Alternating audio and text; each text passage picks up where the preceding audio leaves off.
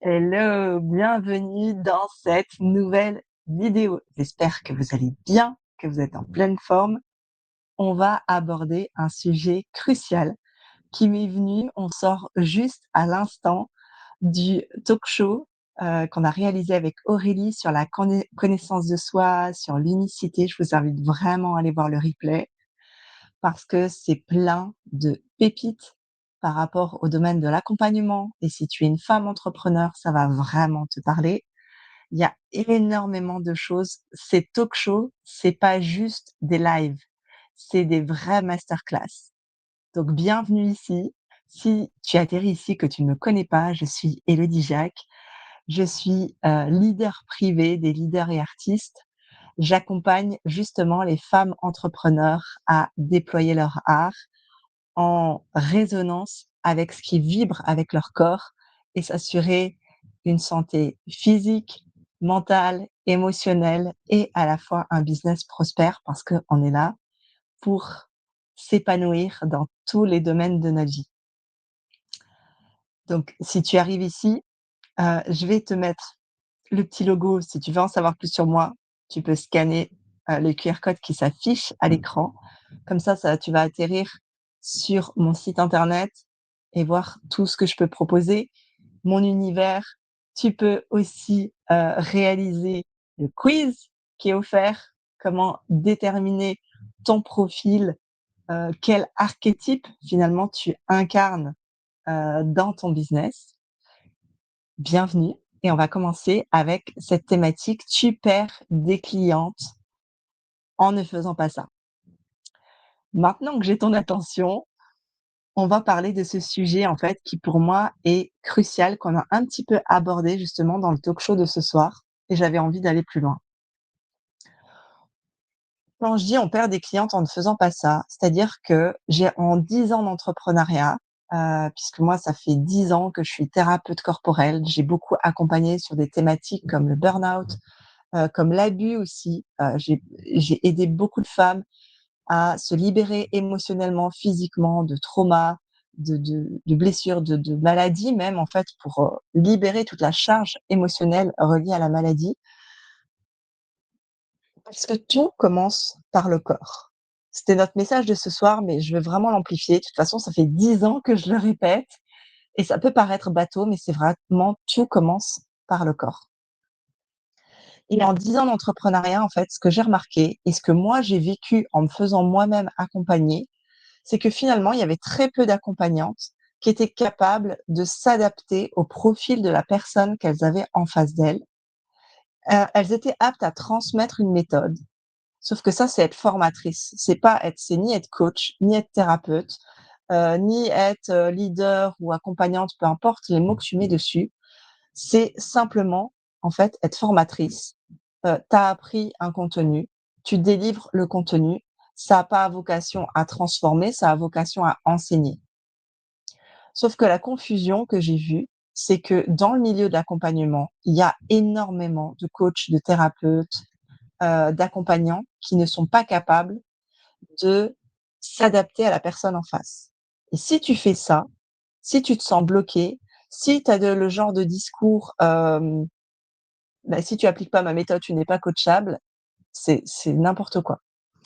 C'est n'importe quoi et en fait, ça diminue la valeur de ton accompagnement et tu es en train de perdre des clientes parce que ça va être des clientes qui ne se sentent pas entendues, qui ne se sentent pas comprises, hem et du coup, qui ne vont jamais revenir et qui n'auront pas la transformation à laquelle, heu, elles ont, souscrit, j'ai envie de dire, en prenant ton accompagnement. Derrière, ça fait des clientes mécontentes et c'est pas ce qu'on veut. Parce que toi, si tu t'es lancé dans ce domaine-là, c'est bien pour aider les personnes en face de toi. C'est pas juste pour l'argent, c'est pas juste pour la reconnaissance, c'est, aucun sens en fait à prendre le chemin de l'entrepreneuriat qui est hyper intense et challengeant si c'est pas pour aider les gens. À ce moment-là, vaut mieux être salarié et puis, se faire un autre travail, mais ça sert à rien de s'imposer ça. Aujourd'hui, moi, j'ai accompagné bon nombre de leaders, qui sont très reconnus sur le marché francophone, des coachs, multimillionnaires, des thérapeutes qui se posent vraiment plus en leader qu'à travers leurs outils d'accompagnement. Qu'est-ce que j'ai vu et pourquoi elles sont venues chez moi? C'est parce qu'il y avait cette capacité à soutenir, en fait, cette intensité. Que j'ai pas besoin, en fait, d'avoir le même chiffre d'affaires qu'elles pour soutenir l'intensité qu'elles vivent aujourd'hui, que ça soit au niveau personnel ou au niveau professionnel. Qu'elles ont trouvé un espace pour se déposer entièrement, sans jugement et surtout sans que je cherche, en fait, à les changer ou à leur coller des étiquettes ou à leur dire: «Tu devrais faire ci, tu devrais faire ça». Pourquoi? Parce que, j'ai eu la chance, en fait, d'être formée très tôt à ça, puisque dans ma formation de thérapeute corporelle, c'était parmi les bases, en fait, de cette formation-là. C'est de comprendre qu'on est à côté de, nos clients. On n'est ni en dessous, mais certainement pas au-dessus. On n'est pas des sachants, on n'est pas dans leur corps, on n'est pas dans leur tête et par conséquent, on n'a aucun droit de leur dire ce qui est bon pour eux ou pas. Tout ce qu'on peut faire, c'est transmettre une expertise parce que nous, on a marché une partie du chemin et que, tout simplement, en fait, on peut se permettre de leur faire gagner du temps. Et moi, dans mes accompagnements, ça se situe même pas au niveau de la compréhension, ça se situe au niveau des ressentis corporels. C'est-à-dire qu'on transforme ce qui a libéré par le corps, on se met en action derrière. Point. On n'a pas besoin de comprendre ou de mettre des théories sur d'où ça vient, est-ce que c'est une ancienne vie, est-ce que c'est machin, est-ce que ça vient de l'enfance? Bah, en fait, on s'en fout de tout ça. Pas on s'en fout parce que, c'est inintéressant. On s'en fout parce qu'à partir du moment où tu fais ça, tu remets du mental, tu essayes de mentaliser une libération qui s'est passée dans le corps. Et ça te remet des nœuds au cerveau alors que tu as libéré la mémoire profondément. Et c'est un sujet, en fait, que j'avais vraiment envie d'aborder avec vous parce que je le vois trop souvent, des coachs se sentir en danger parce que, la cliente, n'applique pas religieusement les consignes que donne la coach. Mais en fait, déjà, une coach n'est pas là pour ça.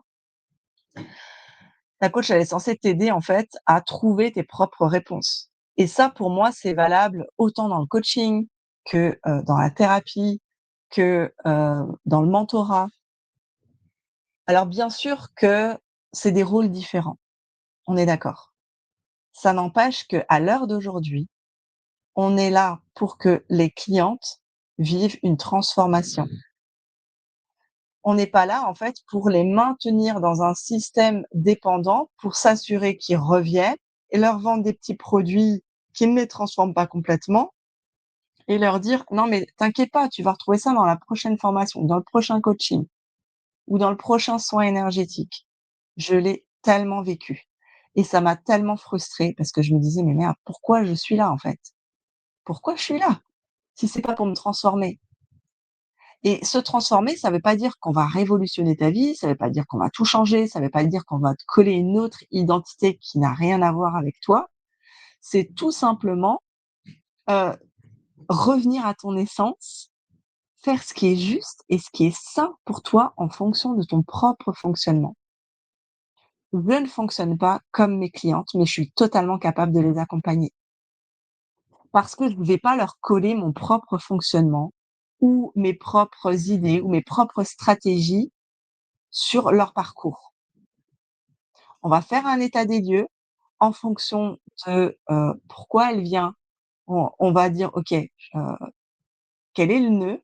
Il y a la partie que me dit la cliente, puis il y a ce que j'entends derrière grâce à son corps, parce que moi, ça se passe vraiment au niveau des ressentis corporels. OK, on va aller sur cette partie-là et voilà comment je vais t'accompagner, voilà le cadre de sécurité, voilà comment tu peux te déposer, dans quel cadre. Chez moi, ça se passe, 95 du temps en individuel parce que j'ai à cœur que chaque personne qui transite par mes espaces ait un vrai accompagnement, une vraie transformation et que je suis pas juste là pour donner de la poudre aux yeux ou de coller, mon propre fonctionnement. Qu'est-ce que ça m'a demandé? Ça m'a demandé de lâcher, la bonne élève, l'idée de la perfection dans un accompagnement. Ça m'a demandé aussi à accueillir quand la cliente, en fait, est en train de, hem, En fait, tout simplement exprimer ses émotions. J'ai eu des clientes très en colère contre moi, pas de problème, je sais gérer. Ça ne me touche pas, en fait. Pas ça ne me touche pas parce que je m'en fous de mes clientes, mais tout simplement parce que c'est leur émotion et moi je vais pas l'absorber. Mais par contre, je vais, l'accueillir et je vais la guider pour qu'elle trouve les réponses et qu'elle traverse, en fait, cette colère parce que cette colère, elle est tout à fait, OK. Et ce que j'ai vu dans pas mal d'accompagnements, c'est que si on critique l'accompagnement, on est éjecté du groupe. Si, on est en colère contre la coach, ah bah, c'est des surréactions émotionnelles en cascade. Mais ça, c'est pas possible. Si on surréagit aux émotions de nos clientes, c'est qu'on n'est pas solide dans notre socle. On n'est pas solide dans notre sécurité intérieure. Et ça, c'est le pilier numéro un, non seulement pour la vie de tous les jours, mais aussi pour accompagner, en fait, tout simplement. En tant qu'accompagnante, on a cette, responsabilité de ce point de vigilance à bosser notre sécurité intérieure plus, plus, plus pour pouvoir accompagner, en fait, nos clientes dans leur sécurité. Parce que si nous-mêmes, on n'est pas en sécurité, qu'on, surréagit, en fait, au comportement de nos clients, qu'on n'accepte pas la critique, qu'on n'accepte pas, en fait, le ressenti de l'autre, qu'on n'accepte pas que ça dévie de notre protocole, mais en fait, ça va jamais fonctionner. Ça veut dire qu'on est dans l'hyper-contrôle, que les choses doivent arriver comme ça, que les clientes doivent réagir comme ça, que les clientes doivent appliquer tel truc, mais on n'est pas à l'école, en fait. On est dans la vraie vie. Et ça me paraît un non-sens total de, se dire accompagnante et de ne pas aller explorer ce terrain-là. Et si aujourd'hui, en fait, tu m'écoutes et tu te dis: «Bah, ouais, en fait, je me reconnais totalement dans ce schéma-là et je me sens, en danger si je dévie de mon protocole, je me sens en danger si, la cliente finalement ne correspond pas à ma méthode». C'est pas la cliente que tu as besoin de changer. C'est tout simplement aller explorer et te faire accompagner toi sur, ce besoin de contrôle, sur, les choses que tu as besoin de lâcher pour pouvoir encore mieux accompagner tes clientes. Et c'est pas grave si tu en es là, on est toutes passées par là à un moment donné. Les outils qu'on a, les méthodes, les techniques, qu'on utilise en fait pour accompagner, ça reste des outils. Mais on a besoin de se les approprier. Sinon, ça reste de la théorie, quoi. C'est comme, quand on était à l'école où on apprenait bêtement un truc pour le recracher, puis, en fait, 1 semaine après, on s'en souvenait même plus. Et si on a choisi d'être accompagnante, d'aider d'autres personnes, que ce soit sur leur santé, que ce soit sur leur entreprise, bah, c'est pour qu'il y ait un réel impact. C'est pas juste pour coller de la poudre aux yeux et puis après ne plus s'en souvenir. Donc là, c'est vraiment super important de prendre conscience de ça, d'observer à quel endroit, en fait, dans tes accompagnements, tu es dans cette posture de contrôle, de peur de lâcher prise, de peur d'être critiqué, de pas de peur de pas tout faire bien. Tout ça, c'est vraiment des pistes à explorer. Puis si tu résonnes avec mes mots, que tu as envie d'aller plus loin, que tu as envie de te faire accompagner sur le sujet, bah, contacte-moi en privé, puis on va te créer un accompagnement sur mesure pour ça. Et si ça résonne pas pour l'instant, bah, c'est pas grave en fait. Continue d'écouter mes vidéos, imprègne-toi, regarde aussi, bah, comment en fait tu peux déjà mettre des petits pas en place pour libérer des choses, mettre plus de conscience, observer à quel endroit, tu es dans le contrôle avec tes clientes et toujours se rappeler qu'en fait avoir, des critiques d'une cliente, avoir, une cliente qui est en colère, c'est hyper sain. En fait, tout dépend de notre posture et notre capacité à l'accompagner là-dedans. Mais ça dit rien de nous, ça dit rien de notre valeur, ça dit rien de nos enseignements. Simplement, c'est justement que cette cliente a besoin d'aller traverser ça. et tu es la bonne personne puisqu'elle est venue vers toi à la base. Donc tout est vraiment une question de posture d'accompagnante et de à quel point tu vas aller affiner cette posture pour pouvoir encore mieux accompagner tes clientes. Sur ce, je vais te dire de prendre soin de ton corps, regarder, observer dans ton corps comment tout ça résonne et puis, on se retrouve dans une prochaine vidéo. On se dit à très vite et à très vite sur le talk show Le Cabaret des bâtisseuses.